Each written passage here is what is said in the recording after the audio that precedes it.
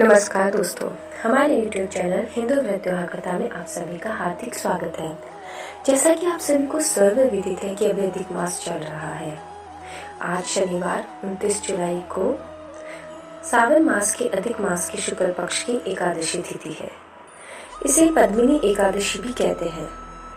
हिंदी पंचांग में हर 3 साल बाद अधिक मास आता है, लेकिन सावन महीने का अधिक मास 19 साल बाद आया है। सावन शिव जी का प्रिय महीना है और अधिक मास में भगवान विष्णु की पूजा की जाती है।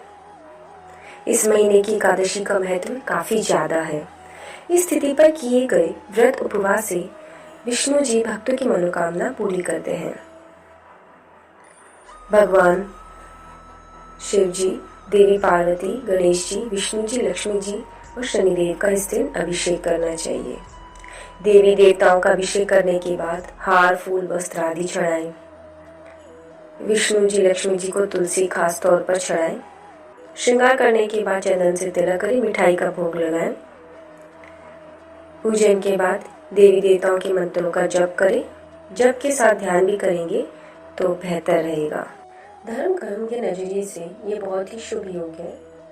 शिवलिंग पर तांबे के लोटे से आज जल चढ़ाना चाहिए। चांदी के लोटे से दूध चढ़ाकर अभिषेक करें। अभिषेक करते समय ओम नमः शिवाय मंत्र का जाप करें। जल, दूध और फिर जल चढ़ाने के बाद बेलपत्र, आंकड़े के फूल, धतूरा, गुलाब आदि से शिवलिंग का श्रृंगार करें। धूप दीप जलाएं, मिठाई का भोग लगाएं, आरती करें। विष्णु जी और देवी लक्ष्मी की पूजा किस प्रकार करें? उन्हें केसर मिश्रित दूध से अभिषेक करें। इसके लिए दक्षिणावर्ती शंख का इस्तेमाल करें। हार, फूल, खासतौर पर पीले फूलों से श्रृंगार करें। पीले वस्त्र चढ़ाएं। देवी देवता श्रृंगार करें। मिठाई का भोग तुलसी के साथ लगाएं। शालिग्राम की पूजा भी अवश्य करनी चाहिए। एकादशी शनिवार के योग में शनिदेव का अभिषेक तेल से करें। तेल शनिदेव को खास तौर पर चढ़ाया जाता है। इस दिन तेल का दान भी करना चाहिए। ज्योतिष के मुताबिक शनि को तेल चढ़ाने से कुंडली के शनि दोषों का असर कम हो जाता है। शनि को काले तिल, नीले फूल चढ़ाएं। सरसों के तेल का दीपक जलाकर आरती करें।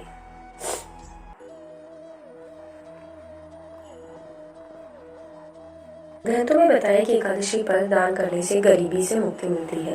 ये भी माना जाता है कि जितना पुण्य हर तरह के दान और कई तीर्थों के दर्शन से मिलता है, उसके बराबर पुण्य पद्मिनी एकादशी पर अन्न और कपड़ों के दान करने से मिल जाता है। इसलिए इस दिन तुलसी और पीपल को जल चढ़ाना चाहिए। साथ ही जरूरतमंद लोगों की मदद करनी चाहिए। इस दिन गायों की सेवा करने से भी व्रत का पुण्य और बढ़ जाता है। इस व्रत से साल भर की एकादशियों का पुण्य भी मिलता है। इस बार अधिक मास की पद्मिनी एकादशी श्रावण के अधिक मास में होने से खास रहेगी। चतुर्मास में आने वाले अधिक मास में भगवान विष्णु की पूजा व्रत करने वाला पुण्य अक्षय होता है। वहीं सावन में खास तौर से भगवान विष्णु की आराधना करने का भी विधान शिव और विष्णु पुराण में बताया गया है। इस तरह से जाने और अनजाने में किए गए पापों से मुक्ति मिलती है। तो चलिए आप सुनते हैं श्रावण में पड़ने वाले अधिक मास की शुक्ल पक्ष की एकादशी के संबंध में। एकादशी का श्रवण करते हुए अर्जुन ने भगवान श्री कृष्ण से कहा, हे प्रभु, अब आप अधिक मास अर्थात लौंड मास की शुक्ल पक्ष की एकादशी के संबंध में बताएं। इस एकादशी का नाम क्या है तथा इसके व्रत का क्या विधान है? इसमें किस देवता का पूजन किया जाता है और इसके व्रत से किस फल की प्राप्ति होती है? कृपया कर ये सब विस्तार पूर्वक बताइए। भगवान श्री कृष्ण ने कहा, हे अर्जुन, अधिक मास की एकादशी अनेक पुण्य को देने वाली है। इसका नाम पद्मिनी है। इस एकादशी के व्रत से मनुष्य विष्णु लोक को जाता है। इस एकादशी के व्रत का विधान मैंने सर्वप्रथम नारद जी से कहा था। यह विधान अनेक पापों को नष्ट करने वाला तथा मुक्ति और भक्ति प्रदान करने वाला है। इसके फल में विधान को ध्यान पूर्वक श्रवण करो। दशमी वाले दिन व्रत को प्रारंभ करना चाहिए। इस दिन कांसे के पात्र का किसी भी रूप में प्रयोग नहीं करना चाहिए।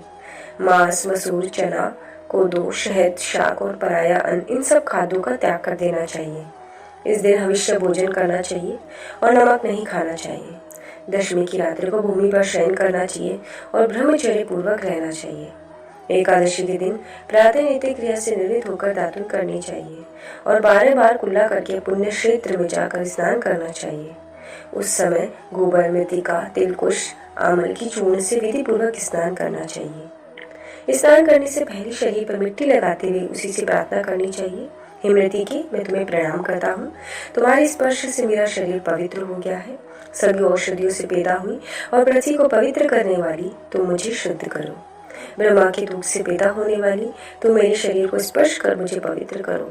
हे शंख चक्र गदाधारी देवों के देव पुंडरीकाक्ष, आप मुझे स्नान के लिए आज्ञा दीजिए। इसके बाद वरुण मंत्र को जपकर पवित्र तीर्थों के अभाव में उनका स्मरण करते हुए किसी तालाब में स्नान करना चाहिए। स्नान करने के उपरांत स्वच्छ और सुंदर वस्त्र धारण करके तथा संध्या तर्पण करके मंदिर में जाकर प्रभु का पूजन करना चाहिए। स्वर्ण की राधा सहित कृष्ण भगवान की मूर्ति और पार्वती सहित महादेव जी की मूर्ति बनाकर पूजन करें। धान्य के ऊपर मिट्टी या तांबे का कलश रखना चाहिए। इस कलश को वस्त्र, गंध आदि से अलंकृत करके उसके मुंह पर तांबे, चांदी या सोने का पात्र रखना चाहिए। इस पात्र पर भगवान श्री हरि की मूर्ति रखकर धूप, दीप, नैवेद्य, पुष्प, केसर आदि से उनका पूजन करना चाहिए। इसके बाद भगवान के सम्मुख नृत्य व गायन आदि करना चाहिए। उस दिन पतित तथा रजस्वला स्त्री को स्पर्श नहीं करना चाहिए। भक्तजनों के साथ प्रभु के सामने पुराण की कथा सुननी चाहिए। अधिक मास की शुक्ल पक्ष की पद्मिनी एकादशी का व्रत निर्जल रहकर करना चाहिए। यदि मनुष्य में निराहार रहने की शक्ति न हो तो उसे जलपान या अल्पाहार से व्रत करना चाहिए। रात्रि में जागरण करके नृत्य तथा गायन करके प्रभु का स्मरण करते रहना चाहिए। प्रति प्रहर मनुष्य को भगवान श्री हरि या शंकर जी का पूजन करना चाहिए। पहले पहर में भगवान को नारियल, दूसरे पहर में बेल फल, तीसरे पहर में सीताफल और चौथे पहर में सुपारी, नारंगी अर्पण करना चाहिए। इससे पहले पहर में अग्निहोम का, दूसरे में वाजपेयी यज्ञ का, तीसरे में अश्वमेध यज्ञ का और चौथे में राजसूय यज्ञ का फल मिलता है। इस व्रत से बढ़कर संसार में कोई यज्ञ, तप, दान या पुण्य नहीं है। एकादशी का व्रत करने वाले मनुष्य को सभी तीर्थों और यज्ञों का फल मिल जाता है। इस प्रकार सूर्योदय तक जागरण करना चाहिए और स्नान करने के बाद ब्राह्मणों को भोजन कराना चाहिए। सभी पदार्थ भगवान की मूर्ति सहित ब्राह्मणों को देने चाहिए। इस तरह जो मनुष्य विधान पूर्वक प्रभु का पूजन तथा व्रत करते हैं, उनका जन्म सफल हो जाता है और वह ये लोक में अनेक सुख भोगकर अंत में विष्णु लोक को जाते हैं। हे अर्जुन, मैंने तुम्हें एकादशी व्रत का पूरा विधान बता दिया। अब जो पद्मिनी एकादशी का भक्ति पूर्वक व्रत कर चुके हैं, उनकी कथा कहता हूँ, ध्यान पूर्वक श्रवण करो। यह सुंदर कथा महर्षि पुलस्त्य ने नारद जी से कही थी। एक बार कार्तवीर्य ने रावण को अपनी बंदी गृह में बंद कर लिया। उसे महर्षि पुलस्त्य ने कार्तवीर्य से विनय करके छुड़ाया। इस घटना को सुनकर नारद जी ने महर्षि पुलस्त्य से पूछा, है महर्षि, इस मायावी रावण को जिसने सभी देवताओं सहित इंद्र को जीत लिया था, कार्तवीर्य ने उसे किस प्रकार जीता? कृपा कर मुझे विस्तार पूर्वक सुनाइए। महर्षि पुलस्त्य ने कहा, हे नारद, आप पहले कार्तवीर्य की उत्पत्ति की कथा सुनो। त्रेता युग में महिष्मती नामक नगरी में कार्तवीर्य नामक एक राजा राज्य करते थे। उस राजा की 100 स्त्रियां थी। उनमें से किसी के भी राज्य का भार संभालने वाला योग्य पुत्र नहीं था। तब राजा ने सम्मान पूर्वक ब्राह्मणों को बुलाया और पुत्र की प्राप्ति के लिए यज्ञ कराए, किंतु सब व्यर्थ रहे। जिस प्रकार दुखी मनुष्य को भोग नीरस मालूम पड़ते हैं, उसी प्रकार राजा को भी अपना राज्य पुत्र बिना दुख में प्रतीत होता था। अंत में वह तप के द्वारा ही सिद्धियों को प्राप्त जानकर तपस्या करने के लिए वन को चला गया। उसकी स्त्री राजा हरिश्चंद्र की पुत्री प्रमदा वस्त्र अलंकारों को त्याग कर अपने पति के साथ गंधमादन पर्वत पर चली गई। उस स्थान पर इन लोगों ने 10,000 वर्ष तक तप किया, किंतु सिद्धि प्राप्त न हो सकी। राजा की देह मात्र हड्डियों का ढांचा ही रह गया। यह देख प्रमदा ने श्रद्धा पूर्वक महासती अनुसुईया से पूछा, मेरे स्वामी को तप करते हुए 10,000 वर्ष व्यतीत हो गए, किंतु अभी तक प्रभु प्रसन्न नहीं हुए। इससे मुझे पुत्र प्राप्त हो, इसका कारण क्या है? प्रमदा की बात सुनकर देवी अनुसुईया ने कहा, अधिक मास जो कि 36 माह बाद आता है, उसमें 2 एकादशी होती है। इसमें शुक्ल पक्ष की एकादशी का नाम पद्मिनी और कृष्ण पक्ष की एकादशी का नाम परम है। इनके जागरण और व्रत करने से ईश्वर तुम्हें अवश्य ही पुत्र देंगे। तत्पश्चात देवी अनुसुईया ने व्रत का विधान बताया। रानी प्रमदा ने देवी अनुसुईया की बतलाई विधि के अनुसार एकादशी का व्रत और रात्रि में जागरण किया। इससे भगवान विष्णु उस पर बहुत प्रसन्न हुए और वरदान मांगने को कहा। रानी प्रमदा ने कहा, प्रभु आप यह वरदान मेरे पति को दीजिए।